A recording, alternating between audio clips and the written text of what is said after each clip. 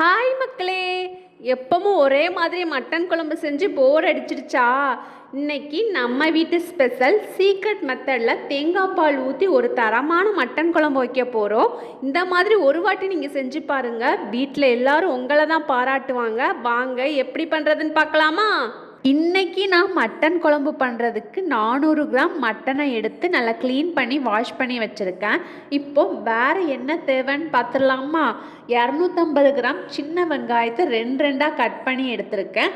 இஞ்சி பூண்டு பேஸ்ட் அரைக்கிறதுக்கு இஞ்சியையும் பூண்டையும் கட் பண்ணி வச்சுருக்கேன்.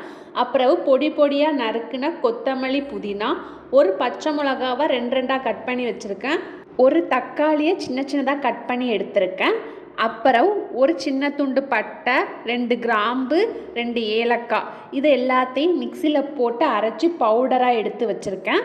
ஒரு பவுலில் 1.5 ஸ்பூன் கசகசா, 1.5 ஸ்பூன் பெருஞ்சீரகத்தை வார்ம் வாட்டரில் ஊற வச்சுக்கோங்க. இந்த குழம்புல என்ன ஹைலைட்டுன்னு பார்த்தீங்கன்னா தேங்காய் பால் தான். தேங்காய் பாலுக்கு நான் அரை முறி தேங்காவை எடுத்து துருவி 3 தடவை பால் எடுத்து வச்சுருக்கேன். ஃபஸ்ட்டு நம்ம அரைச்சி எடுத்த தேங்காய் பாலை தனி பவுலில் வச்சுக்கோங்க. 2வது 3வது தடவை நம்ம அரைச்சி எடுத்த தேங்காய் பாலை தனியாக வச்சுக்கோங்க. சரியா? இப்போது நம்ம குழம்பு பண்ண ஸ்டார்ட் பண்ணிடலாம். ஒரு குக்கரை எடுத்துக்கோங்க. அதில் 6 ஸ்பூன் தேங்காய் எண்ணெய் ஊற்றிக்கோங்க. எண்ணெய் சூடானதும் நம்ம பொடி பண்ணி வச்சுருந்த பட்டை, கிராம்பு, ஏலக்காய் பவுடரை சேர்த்து வதக்கிக்கோங்க. இப்போது நம்ம கட் பண்ணி வச்சுருந்த சின்ன வெங்காயம், பச்சை மிளகாவை சேர்த்துக்கோங்க. சேர்த்துட்டு நல்லா வதக்கிக்கோங்க. ஒரு 10 நிமிஷம் வதக்கிக்கோங்க. வெங்காயம் லைட் ப்ரௌன் கலர் வரது மாதிரி வதக்கி எடுத்துக்கோங்க. பாருங்கள், வெங்காயம் நல்லா வதங்கி லைட் ப்ரௌன் கலரில் வந்துடுச்சு. இப்போது நம்ம கட் பண்ண தக்காளியை சேர்த்துட்டு கூடவே புதினா கொத்தமல்லியும் சேர்த்துக்கலாம். புதினா கொத்தமல்லி ஆப்ஷனல் தான், தேவைன்னா போட்டுக்கோங்க, பிடிக்கலைன்னா வேண்டாம். இப்போ நல்ல ஃபைன் பேஸ்ட்டாக அரைச்ச கசகசா பெருஞ்சீரகம் பேஸ்ட்டு கூடவே ஃப்ரெஷ்ஷாக அரைச்ச இஞ்சி பூண்டு பேஸ்ட்டு சேர்த்து பச்சை வாசனை போகிறது வரை நல்லா வதக்கிக்கோங்க. ஒரு 2 நிமிஷம் நல்லா வதக்கிக்கோங்க. பச்சை வாசனை போனதும் நம்ம வாஷ் பண்ணி வச்சுருந்த மட்டனை சேர்த்துக்கலாம். சேர்த்துட்டு நம்ம அரைச்ச பெருஞ்சீரகம் கசகசா மசாலாலாம் கறியில் படுற மாதிரி நல்லா கிளறி விடுங்க. கிளறி விட்டுட்டு ஒரு 5 நிமிஷம் அப்படியே விட்டுருங்க. மசாலா எல்லாம் மட்டனை நல்லா ஏறி வரணும்.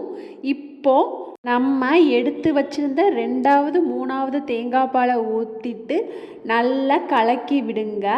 கலக்கி விட்டுட்டு தேவையான அளவு உப்பு சேர்த்துக்கோங்க. சேர்த்துட்டு ஒரு கிளறி விடுங்க. கிளறி விட்டுட்டு லைட்டாக கொதி வந்ததுக்கு அப்புறவு நம்ம குக்கரோட மூடியை போட்டு விசில் போட்டுக்கலாம். ஒரு 6 விசில் விடுங்க. இளம் ஆட்டுக்கறியாக இருந்தால் 6 விசில்லே வெந்துடும். கொஞ்சம் பெரிய ஆட்டுக்கறியாக இருந்தால் எக்ஸ்ட்ரா விசில் விட்டுக்கோங்க. இப்போது விசில் வரதுக்குள்ளேயும் குழம்புக்கு நம்ம மசாலா ரெடி பண்ணிடலாம். ஒரு பேனில் 3 டீஸ்பூன் அளவு தேங்காய் எண்ணெய் ஊற்றிக்கோங்க.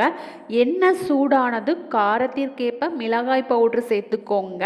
சேர்த்துட்டு லைட்டாக வதக்கிட்டு இப்போது 4 ஸ்பூன் அளவு மல்லி பவுட்ரு சேர்த்து 1 நிமிஷம் லோ ஃப்ளேமில் வச்சுட்டு வதக்கிட்டு ஸ்டவ்வை ஆஃப் பண்ணிடுங்க.